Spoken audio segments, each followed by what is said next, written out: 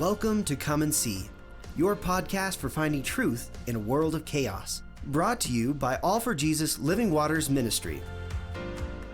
With host and founder Richard Case and co-host and retreat leader Kathy Ricconi.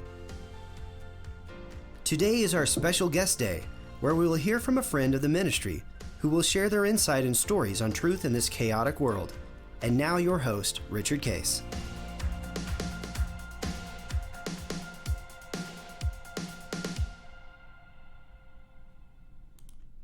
Welcome, everybody. This is Guest Thursday, and Kathy, we have a very special guest, Diane Gomez, from Chicago, Illinois, where we met.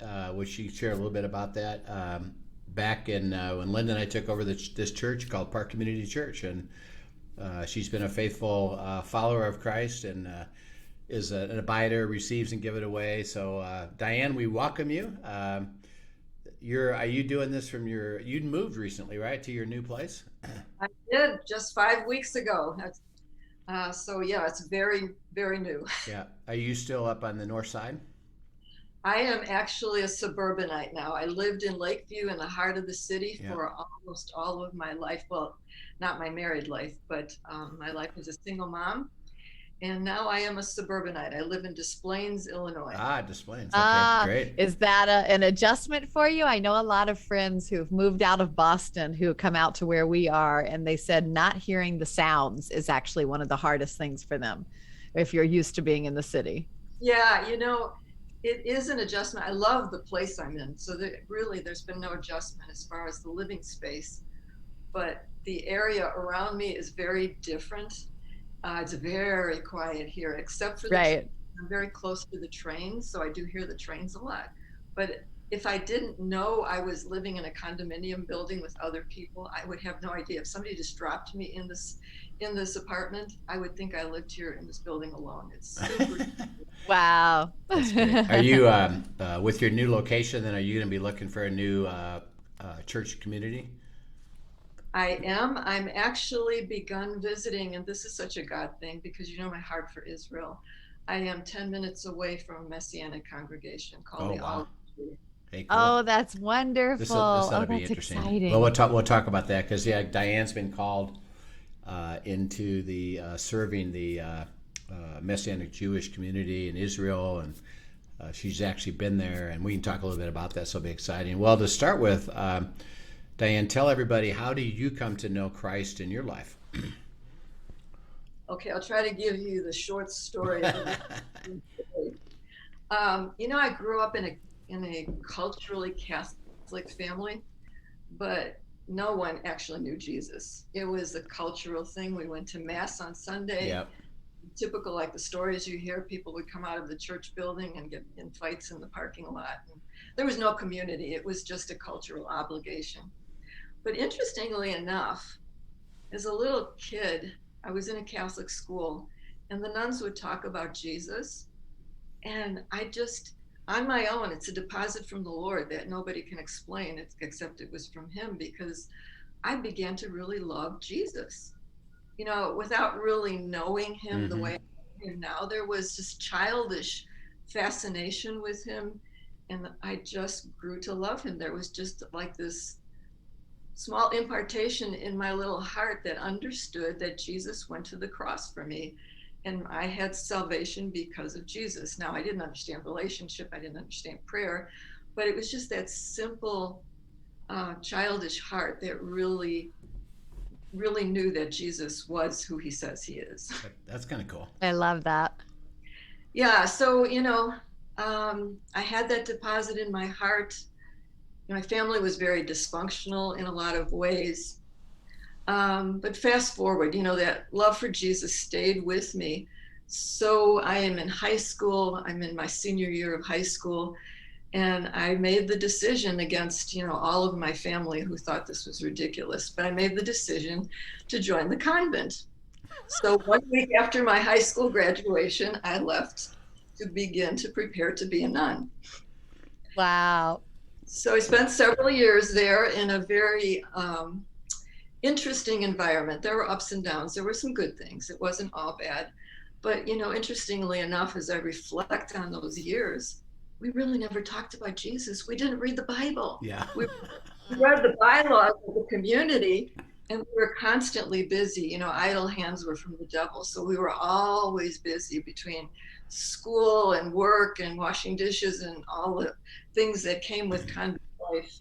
There was really no grid, no framework for really understanding that my life that I dedicated to the Lord really had no understanding of who he was, you know, in context of that lifestyle. Did you wear a habit then? I did. And where was this at? This was in the city, kind of close to the Lincolnwood area. Okay. Actually, Peterson and Pulaski is a large convent. It's still there. Have I ever connected you with Terry Hitchcock? That's what I was just thinking. I would love to have those two in a room together, right? Your podcast as your guest, and I've heard her tell the story, and I was screaming with laughter because I could so relate to what she was saying. I'm gonna, Kathy. I think we should. First of all, we should have them on together. Yeah. I'm gonna connect you. First of all, I'm just gonna connect you because you'll have so much to share. And Terry, you know, she's from New Orleans, you know, and so she's a hoot just with her southern accent, and an avid LSU fan, by the way. Yeah. But I think it'd be fun. I'm going to connect you, and then we'll try to just have you two on at the same time and share a little bit about your stories, and then where God has taken you, you know, with it, in a sense, pulling you out of that into a life, you know, a life with Him, you know. And it doesn't, by the way, it doesn't mean nuns don't have that, but many don't, and for you two both, they pulled you out of that into you know, a different walk. So anyway, go ahead. So you're a nun with a habit, and what happened? Okay, I was there for several years. Finished part of my college curriculum in the nunnery. They had their own junior college, and actually for a year they sent me off to DePaul. So I was 1 year away from graduating, but you know, I think for 3 years I struggled with being there. I just really had the struggle that I didn't want to take those final vows and be married to Jesus. I felt a very strong desire to be married and have children. So after struggling through this and getting many naysays from the leadership in the convent telling me, oh gosh, if you leave, you've got a vocation. If you leave, God's not going to bless your life. But I pushed through all of that. Eventually said, you know, I've got to get out of here. I cannot continue to live kind of like a lie. Like I'm trying to do something that's just not working for me. Right. Yeah. So I left, and within a year I was married. I finished up I worked 2 jobs because I had no money when I left. You know, I had the clothes on my back and that was it. So there was need to earn money. So I got a full-time job, a part-time job, and went back to school at night, finished up my degree, and it was at DePaul that I met my ex-husband. And within a year we were married. Wow. And what did you study there? Elementary education. Oh, excellent. Okay. School for a while. Okay. I think I was more pushed into that lane versus that really being my calling or my vocation, my desire. So I kind of plugged through all of that as a teacher, but never really found the great joy in that I should have. So, you know, marriage had its highs and its lows, but, you know, we were not believers. He was an agnostic. I knew Jesus, but clearly was not walking with him at that time. Yeah. And, you know, we both had a carload of baggage that we brought into the marriage. I often said, you know, like the two trucks behind us were converging and hitting each other and all this drama. So, you know, I sought counsel, and, you know, that was unusual in the day. You know, in family I grew up in, you didn't share your life with a counselor. That was taboo. But it all eventually led, and of course, in the meantime, I have a small child, and working through a lot of issues, it ultimately led to us being separated, and the separation did ultimately lead to divorce. But in the separation, I moved to the city. He stayed in the house that we owned, and I moved with Sarah into the city, got a job downtown, put Sarah into a private school, and all was well for about 2 or 3 months. And then this severe depression hit me. Like I fell into deep depression, was suicidal, and was just in a really bad place. I knew I was in a bad place, so I did seek counsel. I actually wound up in a psychiatric unit of a hospital for 2 weeks, was released under the care of my therapist, went back to work. And this is where, the convergence of God is just so impactful in my life, because, who could do this except God? But he brought 3 born again believers into the workplace where I was working. It was a brokerage firm, and their company had just gone bankrupt. And so they came into our firm, 2 men and their assistant. And the woman, being very perceptive and walking with the Lord, really perceived that I was struggling and that I was hurting and that there were things going on in my life. So subtly, all 3 of them began to say, hey, would you like to come to church with us? And, at first my resistance was up, and it's like, no, I'm not going to do that. But eventually my heart softened, and I said, okay, I'll go with you. And at the time it was Willow Creek. They took me out there, and God just worked in miraculous ways. I began to understand what it means to walk with God. I began to understand, yes, I know Jesus, but I don't have a relationship with him. I began to understand just prayer and how God works in our lives. And so it was in that season that I was baptized and got connected into a church community, started going to Bible study, and all the depression was lifted. Any suicidal thoughts were completely removed. And I began to experience joy. I began to feel, the joy of the Lord. And so it was the beginning of a whole new season. It was the beginning of the first phase, I think, of the impactful part of my life with the Lord. There's a second season. I don't know if you want me to share this now, but it has to do with Rich. Yeah. And were you, you said Willow Creek. Did you go out to the main campus then? Were you out at the main campus? Yes. And after about a year of doing that, I really, and the people that I was going with were going regularly. I was going on my own on Sundays and got involved with children's ministry and all of that. But I just began to struggle with the time element, the long out there, being there for the whole morning and then coming home. So I began to inquire, and that was actually when Park Community Church began. Right, right. So she was, just for everybody to understand the distance, she's downtown Chicago. Willow Creek main campus is out in Barrington, Illinois. So it's about an hour. How far is that? It's about an hour when there's no traffic. Right. If there's traffic, it's a lot longer, which there were, so that it's a just to get there and back adds 2 hours to anybody coming from the city. So not to mention connecting with community there and doing life with people there. Right. There's a whole. That would be typically, and usually, by the way, and we disciple a lot of people where they're kind of either has been at a place but they moved and they're still trying to connect back. Is that, well, wait a second, do you understand that you for some reason, God has you in a certain place, and why don't you look for where God would have you there, because he doesn't want you stressed out, with all that energy. So I know, and I can appreciate what Diane says. So you're downtown Chicago, get connected to Park. So tell that story of your second season of God taking you then into this beautiful spiritual life of abiding and following him. How did that develop? Actually, it was over a course of a few years. Park was brand new at that time. Yeah. So it was a good place. I connected with people. I left for a season largely because Sarah was young and there was really no community for a small child. So I was at First Evangelical Free Church. And then through a lot of circumstances, that church was going through a lot of painful issues. The pastor had fallen into sin and all of those things.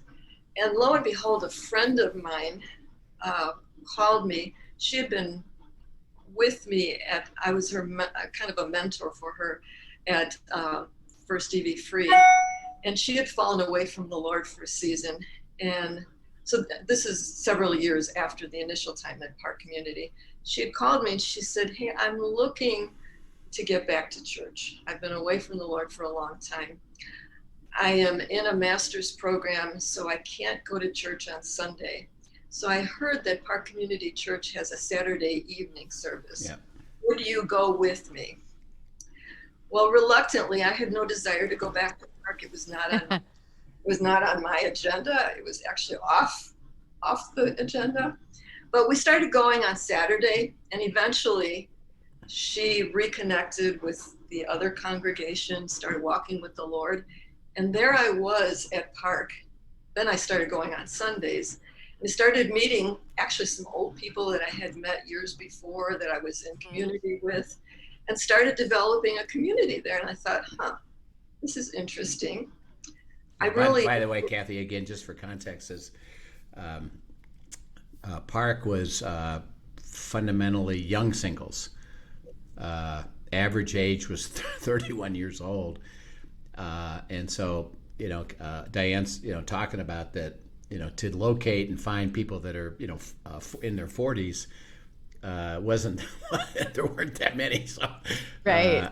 So it was an interesting dynamic, which, by the way, there was very little for little kids because they didn't have any. Because they didn't have them. Yeah, right. Yeah. So that makes sense. This is, you can appreciate what God is up to here in a sense it's not a natural thing that Diane did to be there, because it would have been, it seems like this isn't the right place for me. I should go somewhere else. But, right. But God had other plans. Yeah. So go ahead, Diane. Keep going. I'm there, and I joined a Bible study. I met an old friend who I knew from my first time at Park, who invited me, hey, I've got a Bible study in my house. Come and join me. You remember Dennis Belkoffer? Oh, yeah, sure. So I'm in that Bible study. We're meeting at his house. And there was one particular day that Dennis had invited Rich and Linda to attend. Mm-hmm. So Rich and Linda had come on the bus. And anyway, that leads into what happens next. So we're at the Bible study and, just sharing and doing what we do at Bible study. And somewhere in the course of the Bible study, you, Rich, Linda was between us, but you leaned over to me and said, hey, did you drive here? And I said, yeah, I did. And you said, could you drive us home? I said, of course, why not? So all of that to say, and I don't know if you remember any of this, but I remember I drove you home.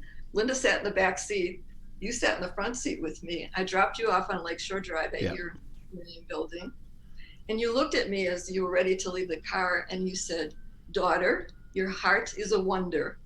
Call me. Yeah. And you explained to me that you were going to Scotland on the retreat. Right. And that you'd be gone, and I should call you later.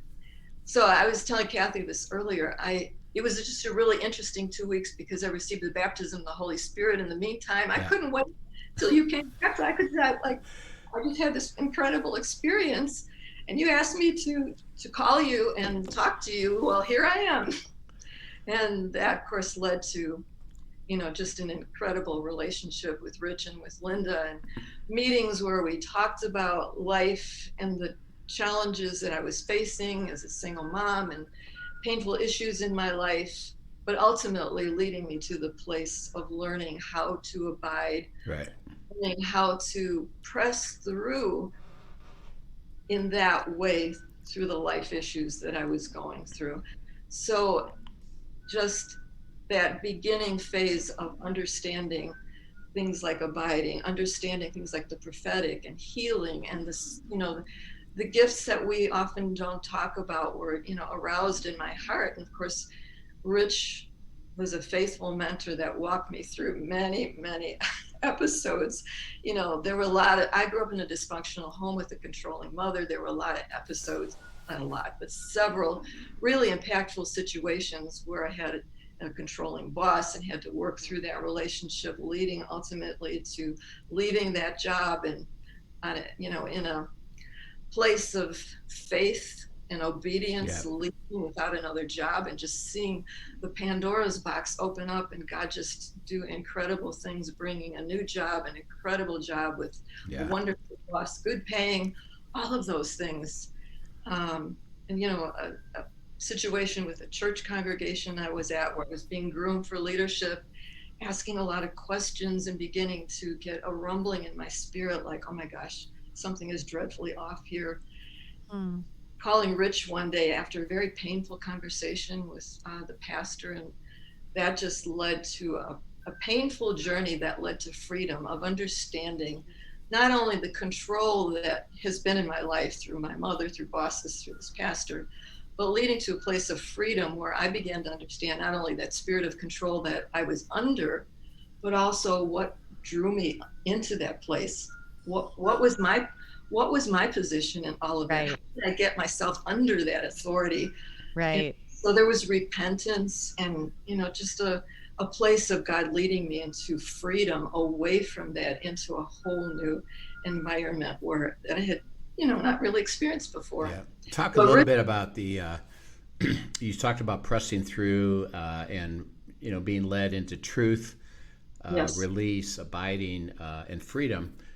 What did that look like as you were in the Word and in the process of walking with the Spirit? How did that describe that so that people can understand? Because a lot of people are in that position where I got an issue. I'm not sure. How do I get led to freedom? We try to get ourselves. By the way, God says, "Well, that's not the way." And you learned it, and the freedom that has come has just been beautiful. But describe a little bit, how does that work practically as you're in the Word, and how do you process through something like that? Well, thank goodness, Rich, that you were there to help guide me through that process. But ultimately, it was between me and God, of course. But it was a painful journey because I love this congregation so much, and I love the people, and so my heart was to see restoration, to be in a place where maybe the leadership there would really understand the control that was really swirling around and really dysfunctional. So it was a journey of several months where actually, this was really interesting. I felt in my spirit a very strong voice from the Lord saying, take a Sabbath, take time away. Mm. And I received that and shared it with the leadership, shared it with the pastor, who basically said, that's not from God. Oh, wow. Well, okay. Yeah. I'm in a dilemma right now. It's like, okay, whose voice am I going to listen to? So now, by the way, Kathy, this is important for the audience, is that one of the ways of we receiving things from God is that as we're involved with something, the people that we're involved with, it's really kind of simple. That if they have a heart to walk with God, they would just say, okay, well then let's go together to confirm it. If the immediate response is, no, I want you to do X, right, that kind of tells you that something's not right here. And of course, Diane kind of knew it, but it's a great illustration of it's not about I agree or don't agree. It's like, well, okay, why don't we go to God and let's find out? Right. Because guess what? Right. Guess what? God will tell you the answer. Yes, and if you're seeking, He'll tell you all the same answers. Yeah, that's right. So Diane was a little bit of, well, they're not.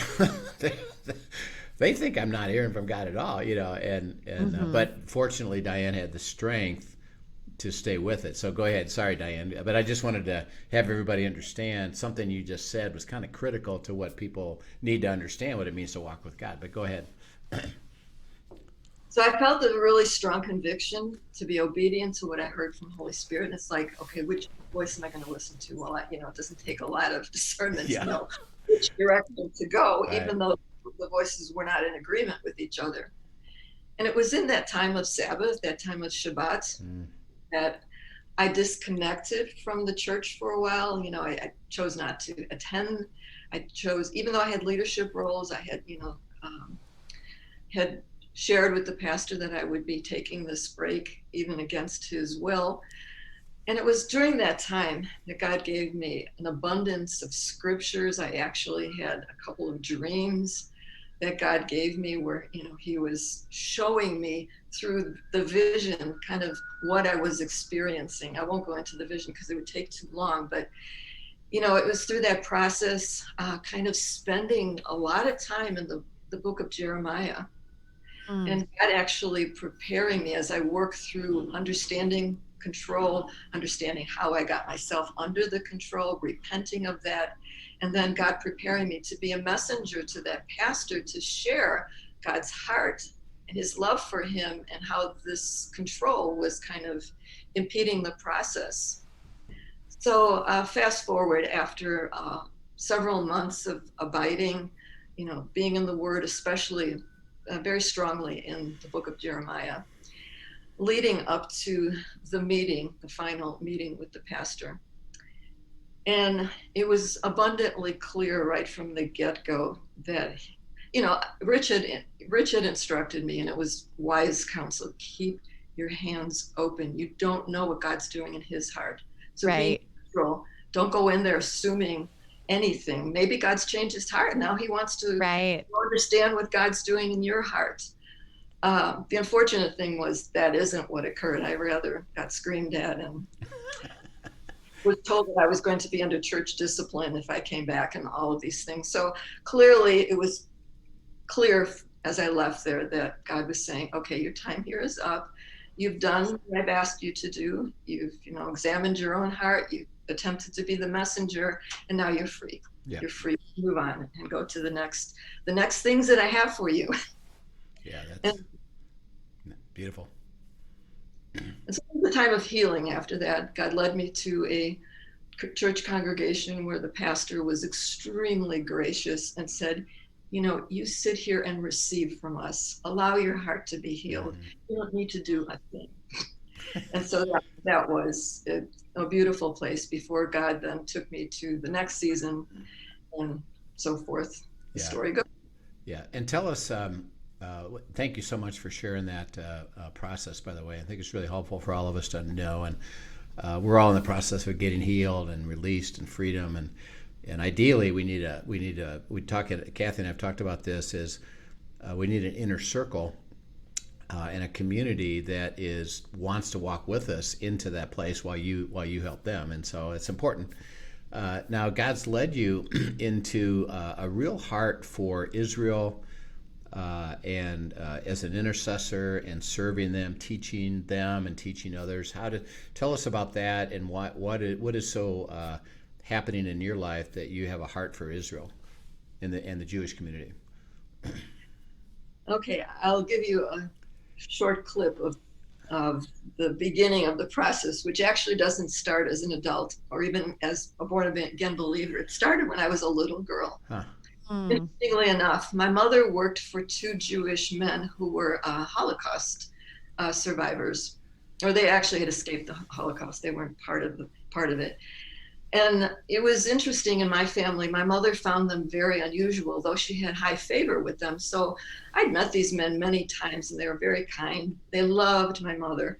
And sometimes they would come to our house for a meal. Sometimes we would go to their house, and, we would eat lox and bagels, and, they would present gefilte fish and different things that were not cultural for us. But all of that kind of set in my mind something. My mother always set them apart as different because they were Jewish. Now, I'm a little girl. I'm 8, 9 years old. I don't know what any of that means.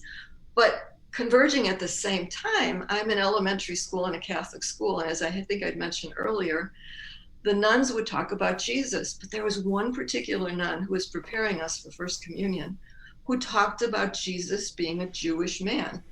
So I'm in my little mind as a little girl, I'm thinking, this is really weird. My mom's talking about these Jewish guys that she works for. The nun's talking about Jesus being Jewish, but they're both seeming to set it apart as something unusual. Humorous. Okay, so I'm a latchkey kid. My parents both work. My sister's 10 years older. So sometimes I would walk over to the public library. So I decided, in the midst of all of this curiosity about Jewishness, I probably was as tall as the card catalog, but I remember pulling out the J cards and looking for Jew. And there I was, this little girl pulling out these big books, encyclopedias, and, just things, putting them on the table and, starting to read these things. Now, these were several visits to the library where I'm trying to digest what I'm reading. So finally, a librarian, a very sweet librarian, comes up to me one day as I'm sitting with these big books on the table. And she said, "Sweetheart, what is it exactly that you're looking for?" Oh, I love it. So I explained to her, she takes me by the hand, escorts me into the children's section, and leads me to a series of books called All of a Kind Family, which was a series of books that I devoured that were about an Orthodox Jewish family that lived in New York. Now, they obviously were not believers, but it just goes through the customs, their traditions, the Shabbat services, synagogue, wearing the clothes that Orthodox wear, and so forth. So it kind of set in my heart a little bit of understanding of Jewishness and my Savior, my Jewish Jesus. So all of that kind of went dormant over the years go by, and fast forward several decades. Now I'm firmly walking with the Lord. I already know Rich and Linda. I'm connected with IHOP in Kansas City. I had actually gone on my first trip there with Rich and Linda, and I've gotten acquainted with their Israel ministry and I made regular visits back and forth to Kansas City. And at the same time, God brought people at my congregation that I was at the time, people who had the same heart for Israel. So we began to have this little community where we talk about Israel and we talk about, what God was imparting in our hearts and just understanding of God's heart for Israel. And that actually led to my first trip to Israel. That was in 2007. I was supposed to go with someone, and that didn't work out, and God put in my heart that I should go alone. Yeah. Terrifying at the time. It's like, little me, I'm going to go all by myself to Israel. But God just created all kinds of connections. It's like he brought people around me who knew people in Israel and connected me with people in Ariel and Bethlehem. And so I went on my first trip alone and had the most fantastic time that you can imagine. I mean, as silly as it sounds, it was like a honeymoon with Jesus. It's like Jesus taking me around. Oh, that's so sweet. I love that. It was. And I met with beautiful people that I got to know, but it was on the trip home. I'm kind of a muddler, and things come to me a little bit later sometimes, not on the moment. But I'm on the plane coming home on the long trip home. And God starts to really speak to me about Isaiah 62, verses 6 and 7. I've set watchmen on your wall to give him no peace until Jerusalem becomes the praise of all the earth. I began to really ruminate on that and really ponder, okay, there's going to be no peace in Jerusalem until Jesus returns. And God just began to speak to me in different ways over a convergence of time, just the understanding that he's not going to return until all of Israel is saved.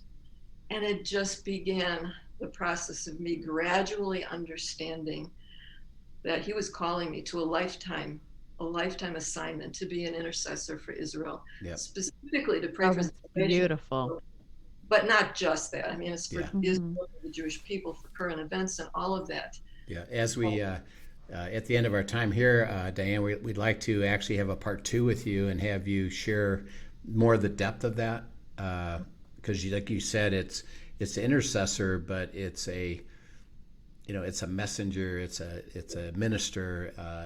I'd love to hear more on all of this. She's been called to this beautiful place, so we'll have you back for a part 2 on this and continue the story of all that this looks like, and it's just thrilling. Linda and I have got to be part of it, Kathy, of bringing someone to freedom, joy, and Diane has great joy, and she attracts great joy, and that calling of, my assignment for you is Israel. She's still processing all that means, including, to me, it's really cool, which we'll come to, is he moved you to displays, and you're right down the street from, hey, by the way, I have something for you here, and she's going to bring a real interesting gift to that place. So, Diane, thank you so much for sharing all that. We'll we'll pick it up in part 2 and go deeper, because it's like we're on the edge of our seats. So like we got to know what's next, and, Right. So it's really cool. So Diane will have you back on this next section, and look forward to it. Kathy, we'll see you tomorrow with End Times Friday, but this is gonna be fun.